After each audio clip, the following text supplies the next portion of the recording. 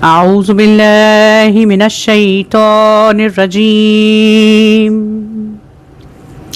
بسم الله الرحمن الرحيم. الحمد لله رب العالمين. الصلاة والسلام على أشرف الأنبياء والمرسلين، خاتم النبيين شفيع مذنبين، النبي المؤيد ورسول المسدد مولانا أبي القاسم المحمد وعلى أهل بيت الطيبين الطاهرين المعصومين المظلومين من يومنا هذا إلى يوم الدين. لعنة الله على أعدائه الأجمعين، آمين يا رب العالمين.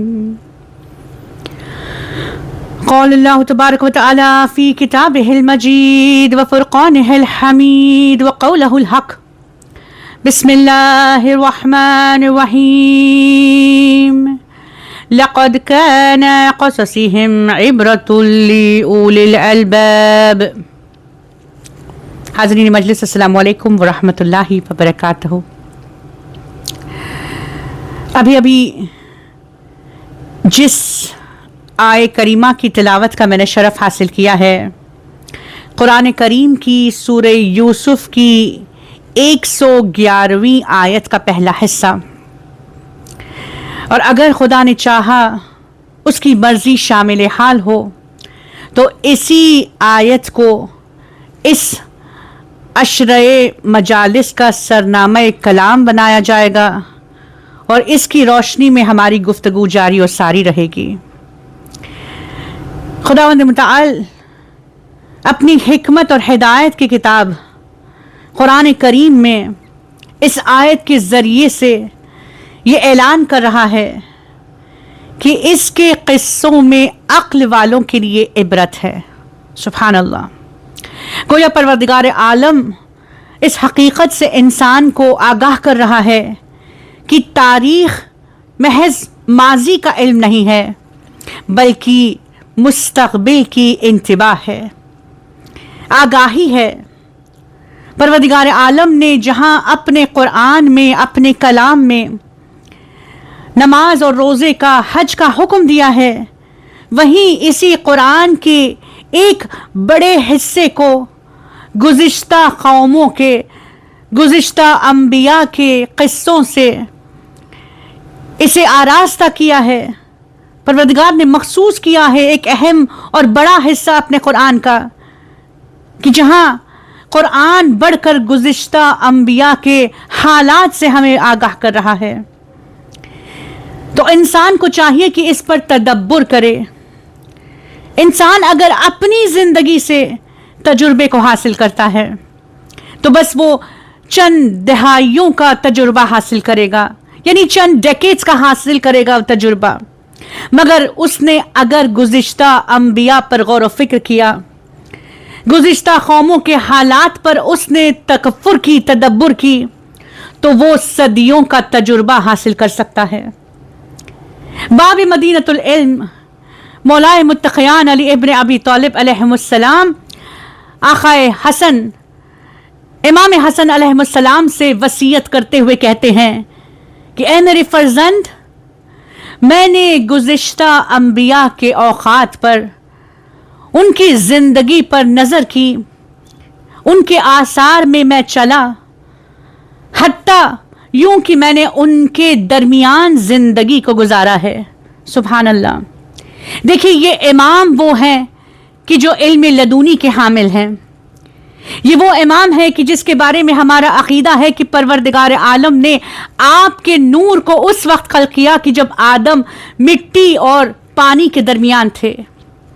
مگر یہاں امام اپنے بیٹے سے گفتگو کر رہے ہیں، یعنی ایک معصوم کی دوسرے معصوم سے گفتگو ہے، تاکہ اس بات سے لوگوں کو آگاہی پہنچ جائے کہ تاریخ کتنی اہم ہے، کہ اگر کوئی تاریخ پر تدبر کرتا ہے، گزشتہ قوموں پر نظر کرتا ہے، تو وہ تجربے کو حاصل کرتا ہے، حکمت کو حاصل کرتا ہے. پروردگار عالم نے اپنی کتاب میں جہاں افراد کا ذکر کیا ہے اس سے زیادہ قوموں کا ذکر کیا ہے. پروردگار عالم جہاں افراد سے مخاطب ہے، کبھی صاحب ایمان سے، کبھی انسان سے مخاطب ہو کر پروردگار نے جہاں پیغامات دیے ہیں، وہیں پروردگار عالم قوموں کا احوال بیان کر رہا ہے، ان کا تذکرہ پروردگار کر کے بتا رہا ہے کہ خدا کی نظر میں قوم خود ایک زندہ حقیقت ہے. قرآن بڑھ کر کہتا ہے وَلِكُلِّ أُمَّةٍ أَجَلٌ، ہر قوم کی عمر ہے. اب جب قوم کی عمر ہے تو اس کی صحت بھی ہے، اس کی بیماری بھی ہے، اس کا عروج بھی ہے اور اس کا زوال بھی ہے. تو سوال یہ اٹھتا ہے کہ یہ قوم کی جو زندہ حقیقت ہے اس کی صحت کا فیصلہ کون کرتا ہے؟ اس کے عروج اور زوال کا فیصلہ کس پر منحصر ہے؟ تو بات واضح ہوتی ہے کہ قوم بنتی ہے تو افراد سے بنتی ہے. افراد کی اصلاح قوم کی اصلاح ہے، اور اگر افراد قوم کے گمراہ ہو جائیں تو قوم نابودی کی جانب چل پڑتی ہے. بخصوص آج کے نوجوان بچیوں سے میں مخاطب ہوں جو یہ کہتے ہیں کہ یہ ہماری زندگی ہے اور ہماری مرضی ہے. دین اسلام میں اس کا تصور بالکل اس سے برعکس ہے. دین اسلام یہ کہتا ہے کہ جو آپ کرتے ہیں وہ آپ کے خاندان، آپ کے گھر والوں تک محدود نہیں رہتا، بلکہ آپ کا عمل آپ کے قوم کو متاثر کرتا ہے. اور حقیقت بھی یہ ہے کہ نوجوان قوم کے آئینہ ہے، یہ نوجوان قوم کا چہرہ ہے. انسان کو چاہیے کہ اس حقیقت سے آگاہ ہو جائے کہ ہر فرد کی کچھ ذمہ داریاں ہیں. آقا نامدار قوم کو کشتی سے تشبیہ دیتے ہیں اور کہتے ہیں کہ قوم کی مثال کشتی کی مثال ہے. اگر کوئی انسان کشتی میں سوار ہو جائے اور اپنے بیٹھنے کے مقام پر چھید کر دے اور کہے کہ یہ میری جگہ ہے، میرا اختیار اور میری مرضی ہے، تو اس کا خامیازہ تمام کشتی والوں کو بھگتنا پڑے گا. کشتی غرق ہو جائے گی. یعنی بات واضح ہو گئی کہ انسان جو عمل کرتا ہے وہ قوم کو متاثر کرتا ہے. پروردگار عالم کا قرآن بڑھ کر قوم سمود کا واقعہ ہمارے لیے عبرت قرار دے رہا ہے. یہ قوم سمود کون ہے؟ کہ قوم سمود وہ ہیں کہ جنہیں پروردگار عالم نے ایک معجزہ عطا کیا تھا. نبی صالح کی ایک اونٹنی تھی کہ جسے معجزہ بنا کر، اپنی نشانی بنا کر خدا نے اپنے لوگوں میں یعنی قوم سمود کے حوالے کیا تھا. مگر قرآن بڑھ کر کہتا ہے کہ ان میں 9 افراد ایسے تھے کہ جنہوں نے زمین پر فساد برپا کیا اور ان کی اصلاح نہ کری گئی، ان کی اصلاح نہ ہوئی. اور تاریخ یہ لکھتی ہے کہ ان 9 افراد میں صرف ایک فرد تھا، ایک انسان تھا کہ جس نے اس اونٹنی کو ذبح کر دیا. اور پھر یہی قرآن بڑھ کر کہتا ہے کہ پروردگار عالم نے پورے قوم پر عذاب کو نازل کیا حتیٰ کہ وہ زمین کے برابر ہو گئے. ایک ایسا زلزلہ آیا، خدا کے عذاب میں اس طرح مبتلا ہوئے کہ ہلاک ہو گئے. اور باب مدینۃ العلم میرے مولا نہج البلاغہ میں فرماتے ہیں کہ لوگ ناراضگی اور رضا پر جمع ہوتے ہیں. قوم سمود میں اونٹنی کو قتل کرنے والا صرف ایک شخص تھا، مگر خدا نے تمام قوم پر عذاب کو نازل کیا کیونکہ قوم نے خاموشی سے رضا کا مظاہرہ کیا. قوم خاموش تھی، مخالفت نہ کی، تو وہ تمام کے تمام اس گناہ میں شامل ہیں. اور آج ہماری ذمہ داری ہے کہ جہاں ہمیں پتہ چل گیا کہ قومیں گناہ سے پہلے خاموشی کی وجہ سے برباد ہو رہی ہیں، تو ہماری یہ ذمہ داری ہے کہ ہم اپنے نوجوان کو یہ سمجھائیں کہ اسلام میں میری مرضی، میری زندگی کا کانسیپٹ نہیں ہے، بلکہ اسلام یہ کہتا ہے کہ یہ زندگی خدا کی امانت ہے اور ہماری ذمہ داری ہے کہ اپنی زندگی کو اسی کے رضا کے حوالے سے گزاریں، اس دنیا کے ذریعے سے آخرت کو حاصل کریں۔ سبحان اللہ۔ خداوند کریم نے قرآن مجید میں تمام قوموں کو ہمارے لیے عبرت قرار دیا، اور ایک قوم ایسی ہے کہ جس کا ذکر خدا نے بارہا کیا ہے۔ یہ کون سی قوم ہے؟ یہ قوم بنی اسرائیل ہے۔ بنی اسرائیل کے واقعات کو دیکھتے ہیں تو سمجھ میں آتا ہے کہ خدا کی بے پناہ نعمتوں کی مثال کیسی ہو، اور وہیں انسان کی بار بار ناشکری کی داستان اگر جاننی ہے تو اسی قوم بنی اسرائیل پر نظر کر لے، ہمیں عبرت حاصل ہوگی۔ صاحب علم کا مجمع ہے، مجھے تفصیل میں نہیں جانا، بس ایک ہلکا سا خاکہ کھینچتی ہوئی چلوں تاکہ بچوں کے ذہنوں میں وہ تمام واقعات تازہ ہو جائیں۔ کہ قوم بنی اسرائیل وہ قوم ہے کہ جس پر پروردگار عالم نے اتنی نعمتوں کو نازل کیا، انہیں فرعون جیسے فاسق اور فاجر ظالم بادشاہ کے شر سے محفوظ رکھا، دریائے نیل کو شق کیا۔ انہوں نے دریا کو عبور کیا تو پروردگار نے تمام کے تمام فرعونوں کو اسی دریائے نیل میں غرق کر دیا۔ صحرا میں آئے تو من و سلوہ ان کے لیے نازل ہوا، پیاس لگی تو 12 پانی کے چشموں کو پیدا کر کے ان کی پیاس کو بجھایا گیا، جب دھوپ محسوس ہوئی تو ابر سایہ فگن ہوا۔ مگر افسوس، یہ قوم بارہا خدا کی مخالفت اور سرکشی کرتی رہی۔ جہاں پروردگار نے من و سلوہ بھیجا، یہ شکایت کرنے لگے کہ اپنے خدا سے کہنا کہ بس ایک کھانے پر اب صبر نہیں ہوتا۔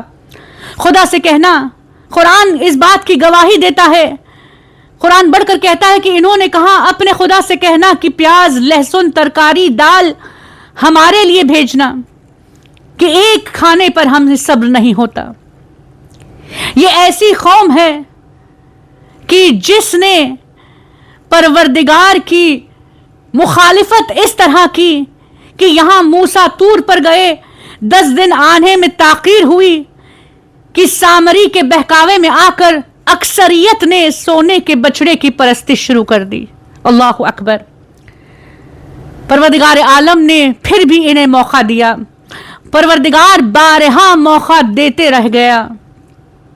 وہ وقت بھی آیا کہ جہاں ارض مقدس میں داخل ہونے کا حکم آیا تو یہ کہنے لگے کہ اے موسیٰ، تم اور اپنے خدا جاؤ اور اس قوم سے لڑو، ہم یہی دیکھ رہے ہیں۔ اللہ اکبر۔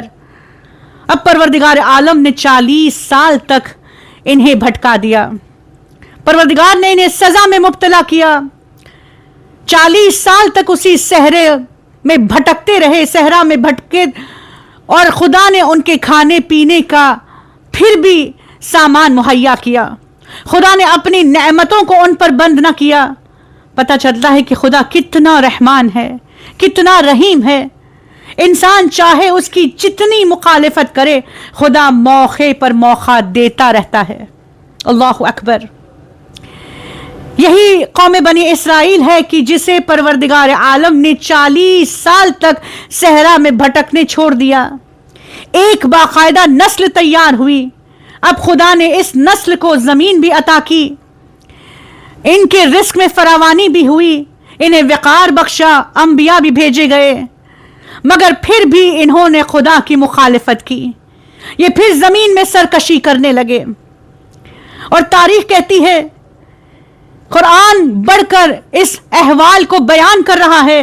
سورہ بنی اسرائیل کی 3 آیت، تیسری آیت، چوتھی آیت کہ جہاں خداوند کریم اس احوال کو بیان کرتا ہے، خدا کہتا ہے کہ ہم نے توریت میں واضح طور پر بتا دیا تھا کہ یہ وہ ہیں کہ جو زمین میں 2 مرتبہ سرکشی کریں گے، فساد کو برپا کریں گے۔ اور جب پہلے وعید کی باری آئی، یعنی پہلی بار جب انہوں نے سرکشی کی، خدا کہتا ہے کہ ہم نے ان پر جنگجو کو مسلط کر دیا، ہم نے ان پر ایسے افراد کو مسلط کیا کہ جو بہت جنگجو تھے، بہت طاقتور تھے، जो इनके घरों में घुस गए। और तारीख इस बात की गवाही देती है, तारीख के औराख को पलटने पर पता चलता है कि बाबील के बादशाह बुख्त नस्र ने इन्हें इस तरह जलील और रुस्वा किया, इन्हें कैदी बनाकर अपने घरों से निकाला गया।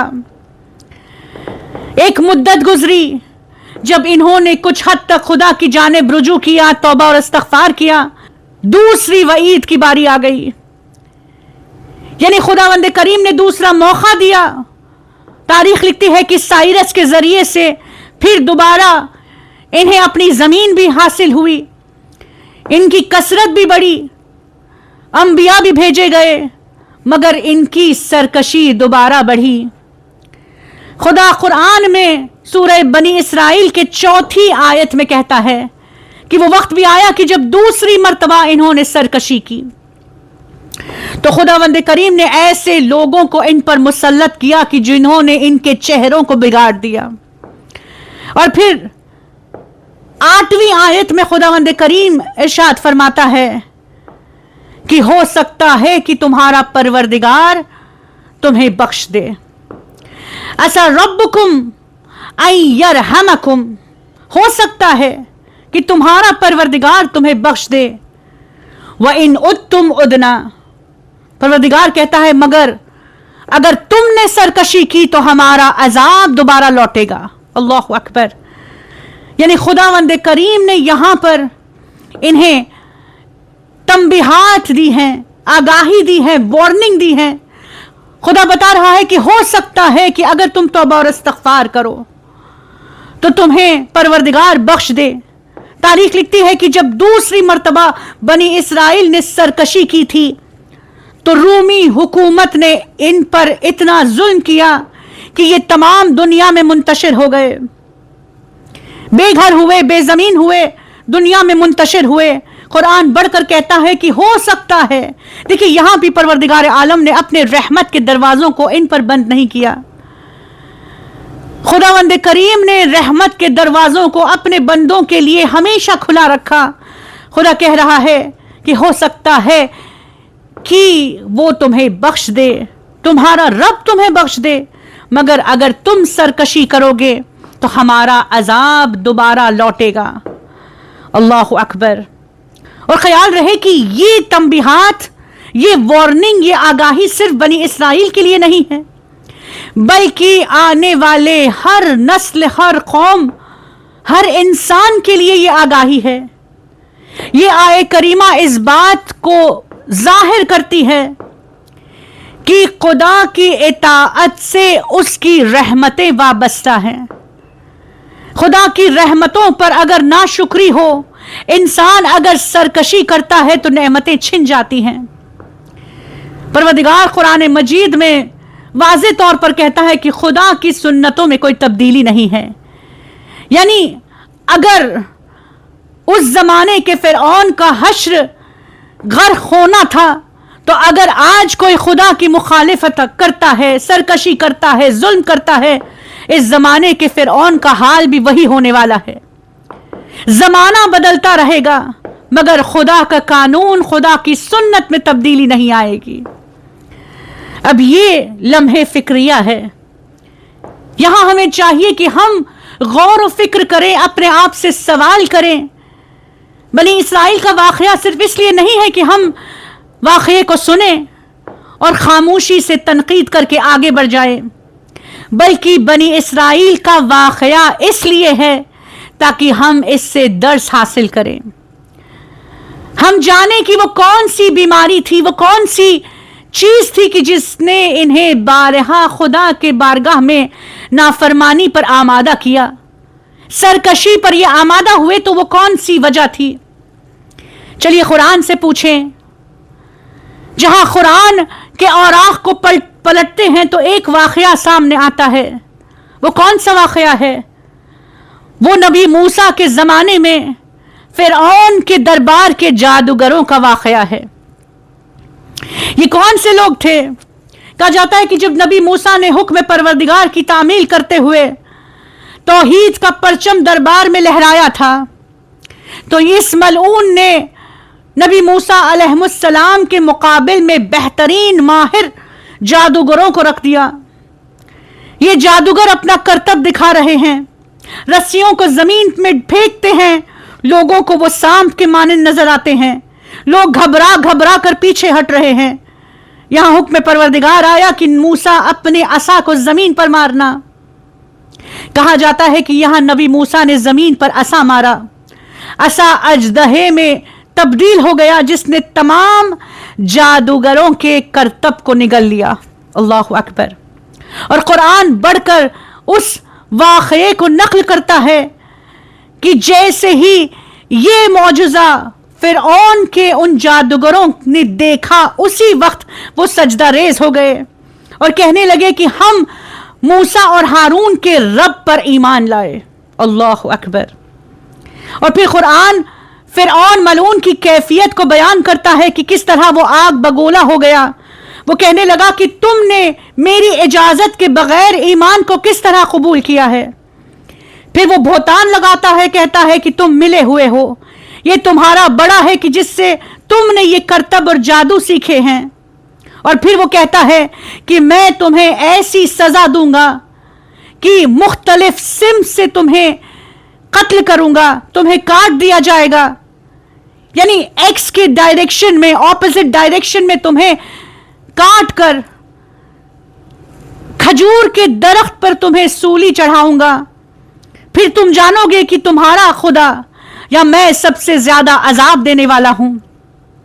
قربان جائے ہماری جانیں نبی موسیٰ کے اس معجزے پر کہ جس کو دیکھ کر فرعون کے جادوگروں کا ایمان اتنا مستحکم ہو گیا.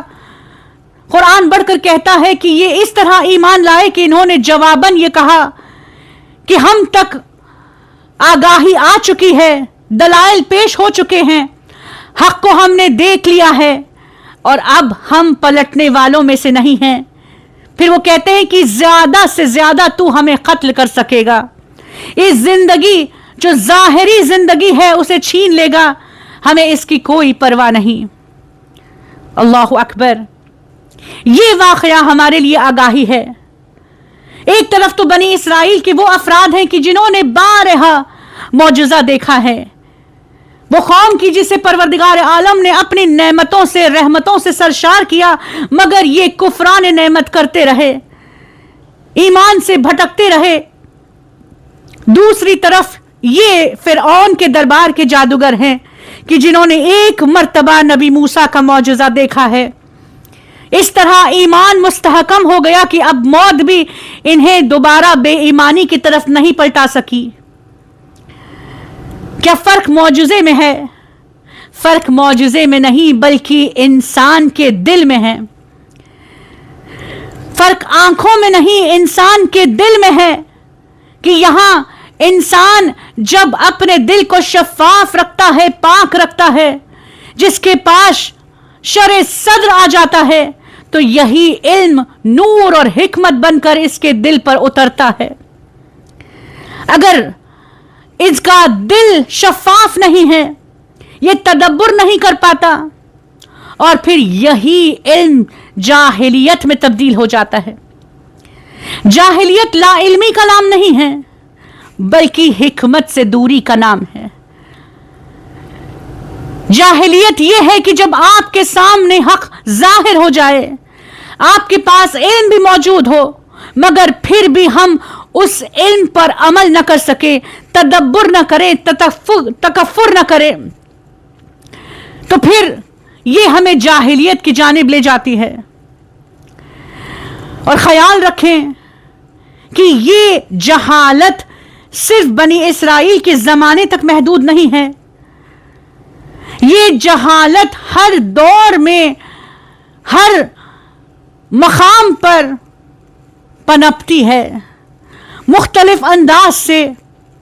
آج جہاں ہم دور جدید میں ہیں, دیکھیے وہ بھی زمانہ تھا کہ جب آقا نامدار کے معبوس بر رسالت ہونے کے پہلے والا زمانہ, کہ جہاں جاہلیت کا الگ انداز تھا. ہر دور میں جاہلیت ہے مگر مختلف انداز میں, مختلف چہرے اور نام کے ساتھ.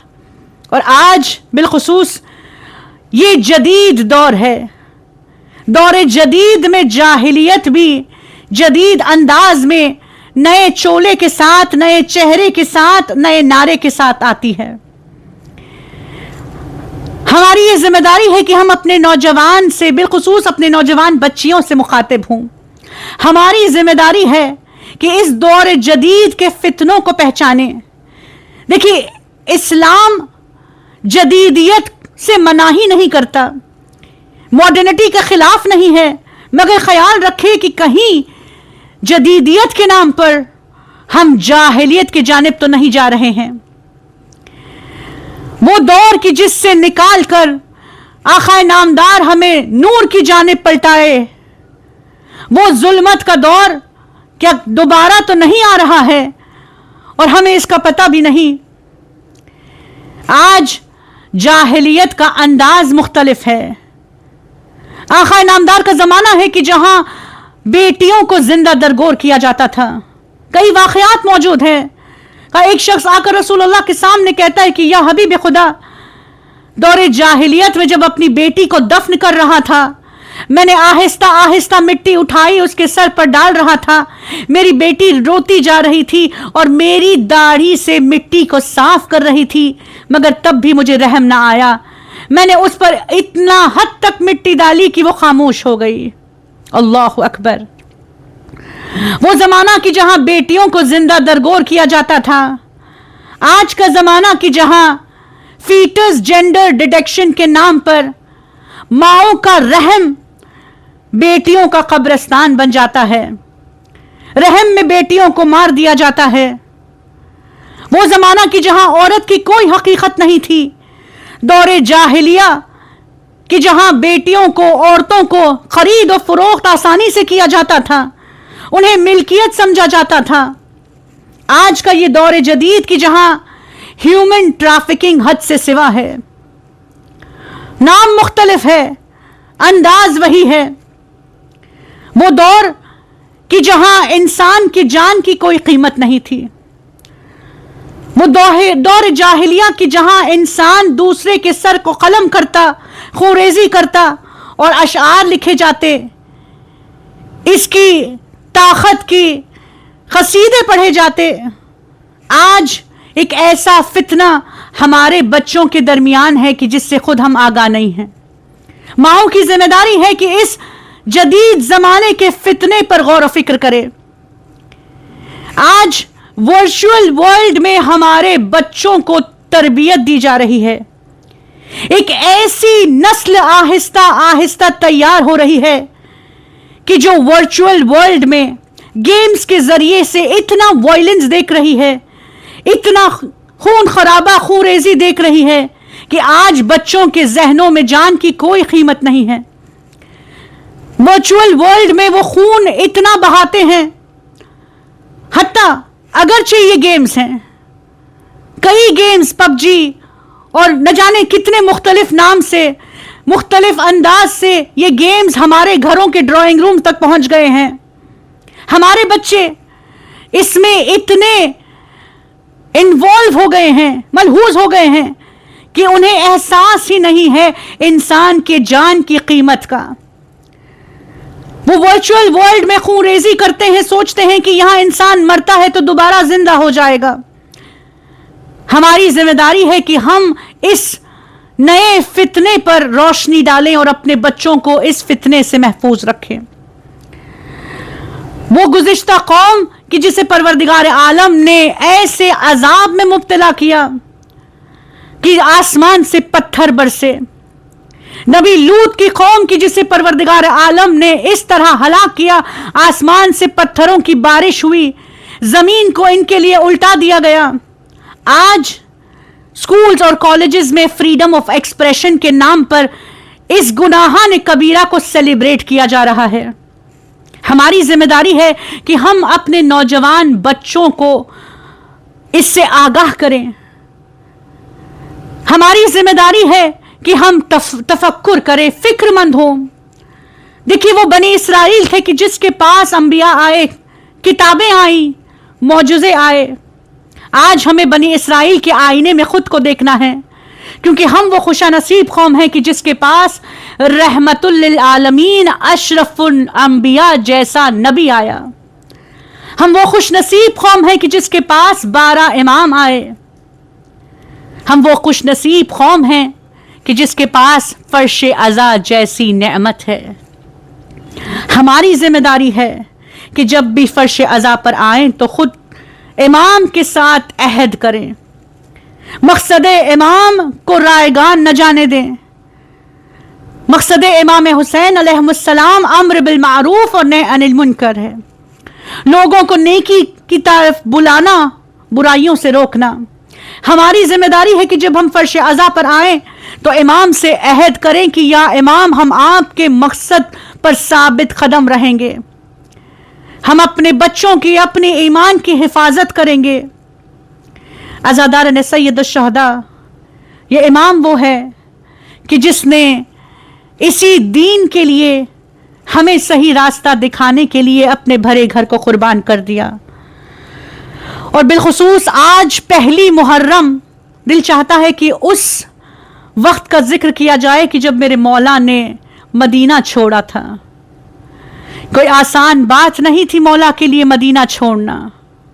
اللہ اکبر. عزاداران سید الشہداء، کوئی مولا حسین کے دل سے پوچھے کہ مدینے کو چھوڑنا کیا ہوتا ہے. جب بھی ہم مدینہ جاتے ہیں، رسول اللہ کے روضے پر جاتے ہیں تو یہی دعا کے ساتھ لوٹتے ہیں کہ رسول اللہ ہمیں دوبارہ آنے کی اذن دیجیے، ہمیں موقع دیجیے کہ ہم دوبارہ آپ کے روضے پر آئیں اور آپ کو سلام کریں. میرے مولا حسین وہ ہیں کہ جانتے ہیں کہ کبھی نہ آنے کے لیے مدینہ چھوڑ کر جا رہے ہیں. کوئی مولا حسین کے دل سے پوچھے کہ وہ لمحہ کیا تھا. تاریخ لکھتی ہے یہ مدینہ وہ ہے کہ جہاں مولا حسین کا بچپن گزرا ہے. انہی گلیوں میں رسول اللہ کے آغوش میں مولا حسین کھیلا کرتے تھے. رسول ان کے لیے ناخا بنا کرتے تھے. آج یہی مدینے کو چھوڑ کر مولا حسین غربت میں سفر کر رہے ہیں. تاریخ لکھتی ہے کہ مولا حسین روضے رسول پر ایک شام میں 3 مرتبہ گئے.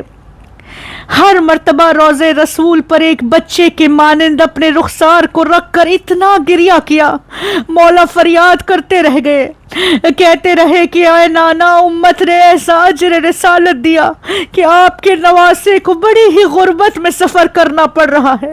اے نانا، ہمیں اس گرمی کے سفر میں کہ جہاں کوئی پرندہ بھی اپنے گھروں کو نہیں چھوڑتا، آپ کے بچے کو، آپ کے نواسے کو غربت میں سفر کرنا پڑے گا. عزاداروں، تاریخ لکھتی ہے کہ وہ وقت بھی آیا کہ جب مولا حسین گریہ کرتے ہوئے سو گئے. خواب میں خود رسول اللہ کو دیکھا. رسول اللہ تسلی دے رہے ہیں، اے حسین گھبرانا نہیں، اے حسین تمہیں وعدہ طفلی کو نبھانا ہے، نانا کو شفاعت کا تاج پہنانا ہے. عزاداران سید الشہداء، آخر کار نہ جانے کس دل کی کیفیت سے روضے رسول سے رخصت ہو کر میرے مولا ایک بچے کی مانند ماں کی قبر پر پہنچے. ماں کی قبر کو دیکھنا تھا، ایک بچے کے مانند زمین پر گر گئے، رینگتے ہوئے قبر مطہر سے لپٹ گئے. کہتے ہیں اماں، تمہارا مجاور کبھی نہ آنے کے لیے مدینہ چھوڑ کر جا رہا ہے. اماں، میں کل سے تمہارے تربت پر آ کر چراغ روشن نہ کر پاؤں گا. اماں، امت نے اجر رسالت ایسا دیا، بچوں کو لے کر گرمی میں سفر کر رہا ہوں. عزاداروں، وہ وقت بھی آیا، عجب نہیں، میرا دل کہتا ہے کہ شہزادی کی آواز آئی ہوگی، اے حسین گھبرانا نہیں، یہاں تم مدینہ چھوڑو گے میں قبر کو ترک کر دوں گی. بیٹا، جہاں جہاں تم جاؤ گے وہاں وہاں ماں کو پاؤ گے. عزاداروں، وہ وقت بھی آیا، صبح نمودار ہوئی، لوگوں نے دیکھا عورتیں جمع ہو گئی ہیں، مدینے کی عورتیں بیویوں کو رخصت کرنے کے لیے آمادہ ہیں. لوگوں نے دیکھا کہ ایک بی بی باہر نکلی، دوڑ کر علی اکبر نے سوار کیا. یہ ام لیلہ ہے. علی اکبر نے اپنے ماں کو سوار کیا، وہاں ام فروائی قاسم نے سوار کر دیا. عزاداروں، ایک بی بی کا باہر آنا تھا. قاسم دوڑے، علی اکبر دوڑے، عباس نے پردہ لہرایا. عزاداروں، یا مولا حسین نے اپنی کرسی چھوڑ دی. یہ کون بی بات ہے عزادہ شہزادی زینب نے جو سفر کیا، بی بی محمل میں سوار ہو رہی ہے، 18 بھائیوں کے سائے میں بی بی سوار ہو رہی ہے۔ میں دست ادب جوڑ کر کہوں شہزادی، آج 18 بھائیوں کے حلقے میں سوار ہو رہی ہو، عباس جیسا بھائی موجود ہے، حسین جیسا مولا سہارا دینے بڑھ رہا ہے، اس وقت کیا کیجئے گا کہ جب 11 محرم ہر بی بی کو سوار کر دیں گی، وہ وقت بی بی آپ کو اس تنہائی پر کروڑوں سلام کہ جب زینب فرات کا رخ کرتی ہے کہتی ہے عباس بہن کی غربت دیکھ، آج بہن کو سوار کرنے والا کوئی نہیں۔ عزاداران سید الشہداء تمام مصائب کو چھوڑتے ہوئے بس آخری تذکرہ اس بچی کو پرسا دینا ہے جس علیلہ کو چھوڑ کر میرے مولا حسین مدینے سے جا رہے ہیں۔